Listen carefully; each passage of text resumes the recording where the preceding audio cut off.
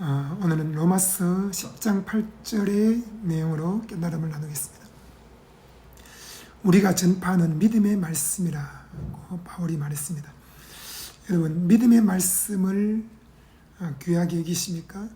사람들이 믿음의 말씀이 아니라 잡다한 말을 듣고 거기에서 인생 문제의 해답을 찾으려고 애를 씁니다. 하지만 아무리 수천 권의 책을 읽고 수천 명의 사람을 만나서 대화를 나누어도 거기에 답이 없습니다.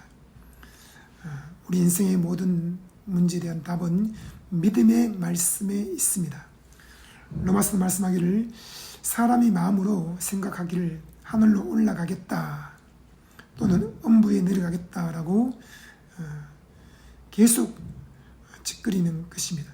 그것이 곧 자아입니다. 자아는 더 높이 올라가면 될 거라고 생각하고 또 더 깊은 세계에 들어가면 될 것이라고 생각하고 온갖 방법을 찾아 헤맵니다. 하지만 아무리 높은 곳에 올라가도 아무리 깊은 곳에 들어가도 거기에 답이 없습니다. 인생의 모든 문제에 대한 답은 바로 믿음에 있습니다. 하나님은 믿음의 하나님이십니다. 히브리서 11장에 말씀하기를 믿음이 없이는 기쁘시기 못하나니 하나님께 나아가는 자는 반드시 그가 계신 것과 또한 그가 자기를 찾는 자들에게 상 주시는 이심을 믿어야 할지니라 했습니다. 믿음이 없이는 하나님을 기쁘시게 할 수 없는데 이 믿음이 어디에서 나겠습니까? 믿음은 믿음의 말씀을 들을 때에 생깁니다. 믿음은 들음으로 나고 들음은 그리스도의 말씀으로 말미암는다고 했습니다. 그리스도의 말씀은 무엇입니까? 예수 그리스도가 우리의 죄와 목마름과 병과 가난과 어리석음과 징계와 죽음을 다 짊어지고 십자가에서 피와 땀과 눈물을 쏟으며 값을 다 지불하고 죽으셨고 죽은 지 사흘 만에 부활했다는 말씀입니다.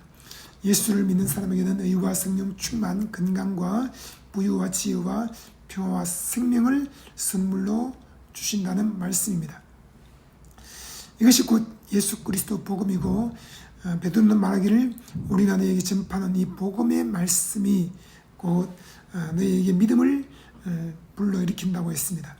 모든 육체는 풀과 같고 그 영광이 풀의 꽃과 같지만 풀은 시들고 꽃은 떨어지는데 하나님의 말씀은 세세토록 있도다. 우리가 너에게 전파하는 이 복음이 곧 하나님의 말씀이다 라고 했습니다. 여러분, 예수님이 십자가에서 다 이뤘다고 했습니다. 그러므로 우리는 어떤 문제가 있을 때마다 항상 갈보리 언덕에 나아가 엎드려 십자가를 바라보아야 합니다. 그 십자가에 내 모든 죄가 옮겨졌구나. 내 모든 목마름과 병과 가난과 어리석음과 징계와 죽음이 옮겨졌구나. 그리고 예수님께서 내 대신 형벌을 받으시고 비참하게 죽으셨구나. 예수님이 내 대신 피를 흘리고 물을 쏟으셨구나 하는 것을 바라보아야 하는 것입니다. 그리고 예수를 믿는 내게 하나님의 은혜가 강물처럼 밀려들어와 의와 성령 충만과 건강과 부유와 지혜와 평화와 생명이 넘치게 되었다는 것을 믿어야 합니다. 예수님이 내 모든 죄를 담당했기 때문에 나는 의인이야. 의인이 믿음으로 말미암아 살리라. 또한 뒤로 물러가면 내 마음이 저를 기뻐하지 아니하리라 말씀했습니다. 여러분, 하나님의 마음이 있습니다. 하나님의 마음을 기쁘시게 하는 것은 믿음으로 사는 것이고 하나님의 마음을 슬프게 하는 것은 뒤로 물러가는 것입니다. 사람들은 어려운 일이 생기면 뒤로 물러갑니다. 모든 것을 포기할까라고 생각합니다. 그러나 주님은 말씀하기를 뒤로 물러가면 내 마음이 저를 기뻐하지 아니하리라. 의인이 믿음으로 말미암아 살리라 했으니 너는 뒤로 물러가지 말고 앞으로 나아가라. 그런데 앞으로 나아갈 수는 힘이 없습니다. 그 힘이 어디에서 나옵니까? 믿음에서 생기는데 믿음의 말씀을 듣고 믿음의 사람을 만나고 믿음의 책을 읽고 믿음의 기도를 해야 하는 것입니다.